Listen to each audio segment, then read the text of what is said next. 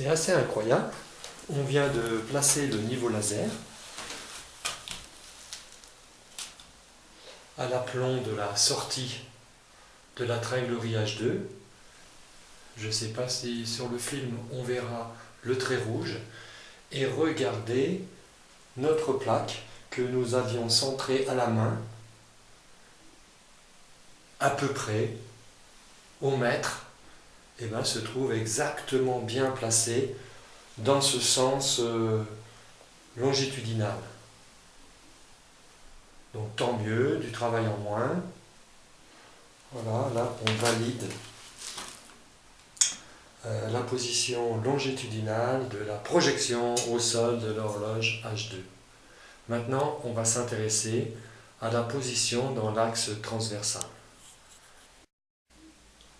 Pour le sens transversal, on sait par nos mesures au Vignot que la timonerie a un déport de 5 cm par rapport au bord de la cage. Donc, on a aligné notre laser à 5 cm du bord, on remonte sur le mur et on peut voir notre trait rouge légèrement décalé à droite, environ 2 cm par rapport au trou de la timonerie H2. Robin, tu veux bien aller mesurer exactement ?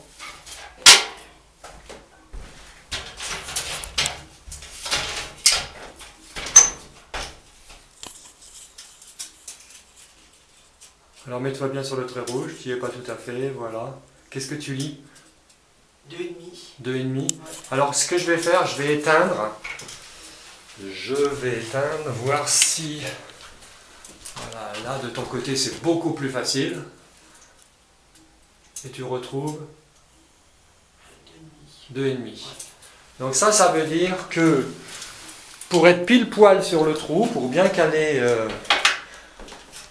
notre horloge dans le sens transversal, il faut donc la déplacer sur la gauche de 2,5. Hein, c'est ce qu'on va faire maintenant.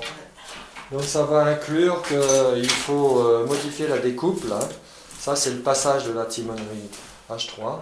On va modifier légèrement la découpe pour rattraper ces 2,5.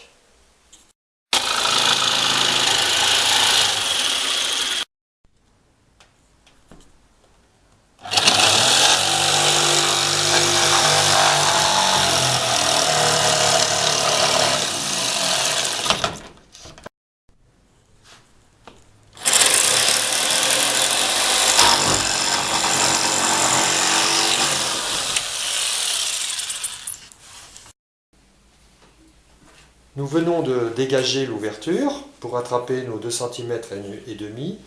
Et voici comment maintenant le gabarit se trouve positionné. On passe pile poil dans le trou de la timonerie.